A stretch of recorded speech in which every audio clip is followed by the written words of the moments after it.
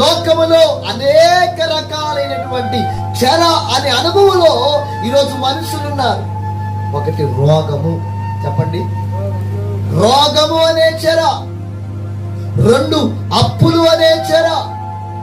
3 చెడు అలవాట్లు అనే చెర. ఈ చెడు అలవాట్లు, ఈ చెడు వ్యసనాలు అనే చెరలో మీరు రాసుకోవచ్చు, మనం చెప్పుకోవచ్చు. త్రాగుడు, హల్లెలూయా, వ్యభిచారము, బూతులు, మత్తు పానీయాలు, సినిమాలు, షికార్లు, సీరియళ్ళు, సెల్ ఫోన్లు, టీవీలు. దేవునికి స్తోత్రం, హల్లెలూయా. ఈ చెరలోనికి వాడు తీసుకొని వస్తున్నాడు. మీరు చూడండి, ఇంటర్నెట్ అని ఉంది.